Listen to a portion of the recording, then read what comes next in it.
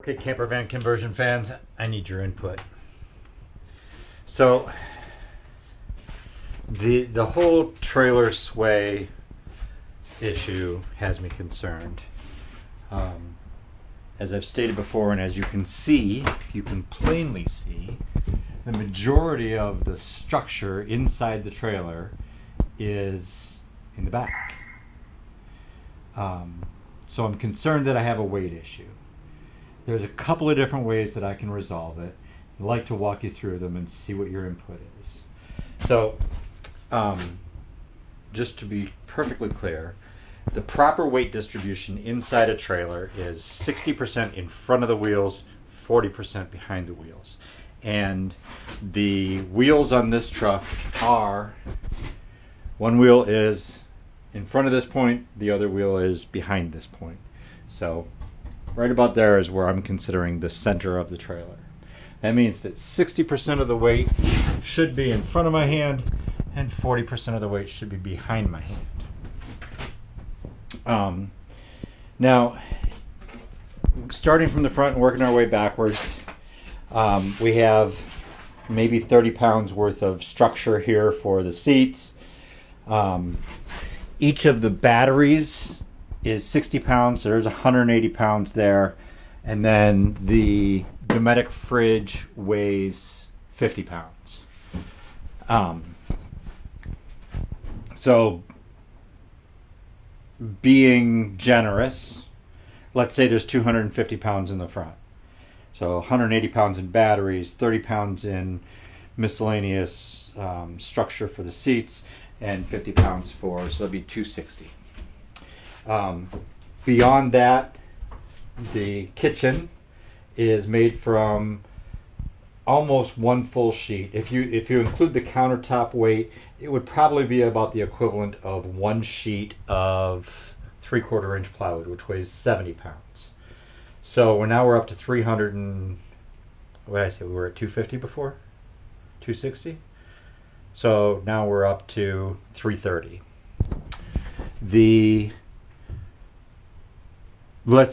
For the sake of argument, let's say that the bed and toy box is all rear weight. The mattress weighs, well, when it was a full-size queen mattress, it weighed 50 pounds.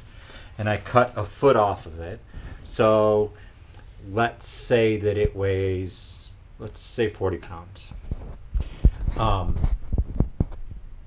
Then the wood that makes up the, oh sorry, you were all tilted there. The wood that makes up the structure for the bed and the toy box is 3 sheets of 3/4 inch plywood, and then a little bit more for the door frames. Each sheet of 3/4 inch plywood, I've seen quotes anywhere from 65 to 70 pounds. So let's take the high end of that. Let's say 70 pounds. That's 210 pounds plus the 40 pounds for the mattress. That's 250. So we're close to that mark of 60/40, but that's empty. And once I add bikes to the back, that's let's say 50 pounds over the bikes. There's 2 bikes. One bike weighs 30 pounds. The other one's a little over 20, so 50 pounds. Then my kites, my kite boards, any clothing, anything else that I put. So my toolbox would go in there. The spare tire would go in there. All that stuff would be weight that is behind the wheels. And I'm concerned about trailer sway. So my options are, I can move the water tank from there. I hate the water tank being there. If I can move that and put it up here under the bench seats, and it is a 35-gallon water tank. Full, it would weigh 200 almost 300 pounds. So 8.3 pounds per gallon, 35, it's almost 300 pounds. And that would certainly get me over that 60/40 hump, no matter what I put in the back. Or almost no matter what I put in the back. But that would require driving with the water tank full, and that's fine for most trips. The weight really doesn't add to my fuel economy. It's the height and the width of the trailer that causes drag in the wind, and reduces my fuel economy. So I'm not worried about the weight, and I'm well under the 7,600 pounds that I'm capable of pulling inside there. You know, the 7,600 pounds weight that this trailer can handle, or the axles can handle. So that's one option, and that I can shut down the whole sway argument by putting the water tank up here and filling it for trips. For local trips, not such a big deal because I won't have all my toys and stuff in the back. It won't be that big of a deal. The other option is I can, in about 3 minutes work, I can rotate the kitchen countertop 90 degrees so that this edge here is now here, and that this edge here is now running parallel with the sidewall. It's easy. There's 3 screws holding the kitchen counter to, or the kitchen cabinets to that wall. Not a problem at all. Easy. And then what that does is that opens up this area, which is now currently it's kind of a tight squeeze unless you're a skinny little dude like me.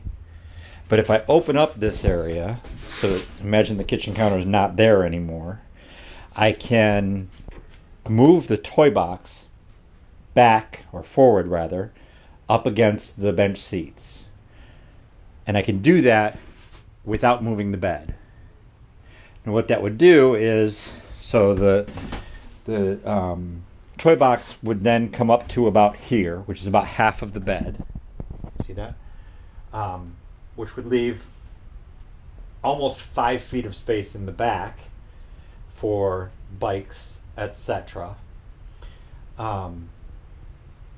And the other plus that would do, so number one, it would completely eliminate my fears of trailer sway. And number two, it would allow me to use this whole space for bikes, meaning I could put the bike mounts all the way up against that wall, and they would be inset from the edge of the toy box so that I didn't have to worry about tripping on them. Whereas today, the bike mounts will go here and there, and if I take the bikes off and the mounts are still sticking up, then I've got to worry about tripping on the bike mounts.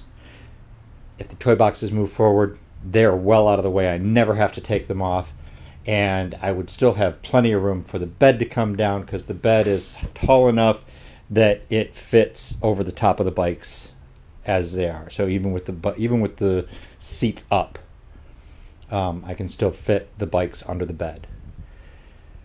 What I don't like about that is that means that I've got a hallway down the middle of the trailer. And aesthetically, that's not what I was going for. So, I'd love to hear your thoughts on this. Am I over concerned about the trailer sway issue?